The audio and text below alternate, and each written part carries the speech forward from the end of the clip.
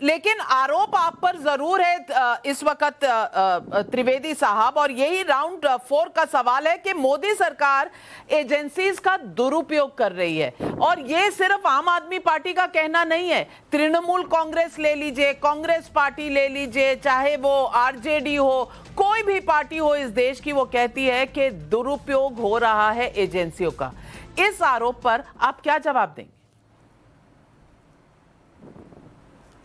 आपने बहुत अच्छा बात किया। आपने 3 पार्टियों का नाम दिया, तृणमूल कांग्रेस, कांग्रेस और आरजेडी। अब जवाब देता हूं। तृणमूल कांग्रेस के नेता के यहां 50 करोड़ रुपया कैश और कई किलो सोना बरामद हो गया। और उसके बाद पार्थो चटर्जी ने कहा, अर्पिता मुखर्जी ने कहा यह चंदा पार्थो चटर्जी का है, ममता बनर्जी ने कहा पार्थो चटर्जी मेरा नहीं है। गजब है। और वो पार्टी कह रही है, जिसका मतलब जनता ने सामने देखा, वो कह रही है दुरुपयोग किया जा रहा है। अब आइए कांग्रेस पार्टी, वो पार्टी जिसकी एजेएल यानी नेशनल हेराल्ड, आम जनता को समझने के लिए बता दूं, जिसके पास 3000 करोड़ रुपए की संपत्तियां थी, जिस कंपनी के पास 3000 करोड़ की संपत्ति हो, वो 90 करोड़ के कर्जे में डूब गई।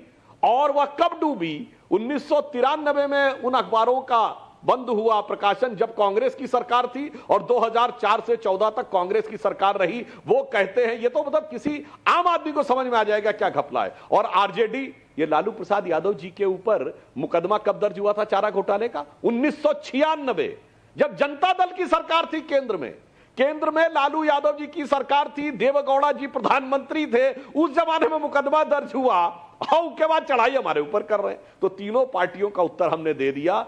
तीनों के सामने, तीनों की स्थिति वही है कि बेनकाब चेहरे हैं, दाग बड़े गहरे हैं। जवाब दीजिए संजय सिंह जी।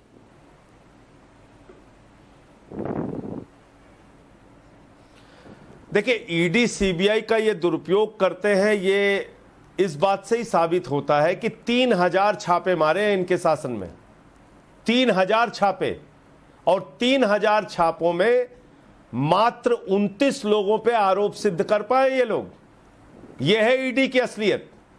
तो सीबीआई और ईडी किस प्रकार से दुर्भावना से काम कर रही है, ये सबको समझ में आ रहा है।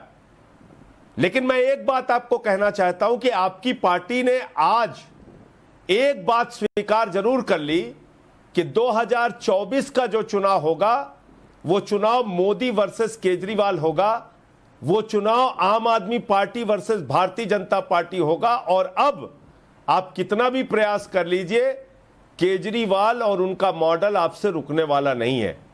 आपने एक बड़ी घुमाने वाली बात कर दी इस टीवी चैनल पे, नहीं बताऊंगा तो दर्शकों को गलतफहमी रहेगी। मान्यवर, आपके मंत्री का जवाब है राज्यसभा के अंदर, जिसके सदस्य आप भी हैं, मैं भी हूं। कब का? 7 दिसंबर 2021 का। और उन्होंने बताया है कि जितना लोन राइट ऑफ हुआ है, उसमें मात्र 86,986 करोड़ रुपए हमने वापस लिया। 86,986 करोड़ रुपए, यानी कि 11 लाख करोड़ रुपए लोन माफ किया, 86,986 करोड़ रुपए आपने वापस लिया। और आज भी 10 लाख करोड़ रुपए जो राइट ऑफ है वो वापस नहीं ले पाए आप। तो ये जो बट्टे खाते में डालने की बात करते हैं, ऐसे ही किसानों का भी बट्टे खाते में डाल दीजिए, बेरोजगार नौजवानों का भी बट्टे खाते में डाल दीजिए, छोटे व्यापारियों का भी बट्टे खाते में डाल दीजिए, छोटी मोटी ईएमआई जिनको भरनी पड़ रही है अपने फ्लैट के लिए, उनका भी बट्टे खाते में डाल दीजिए। ये अपने मित्रों का ही आप बट्टे खाते में क्यों डालते हैं? और आप मुझे 20,000 की थाली का सिखा रहे थे। अरे वो 20,000 की थाली तो लोग चेक से पैसा देके जाते थे, 20,000 की थाली का।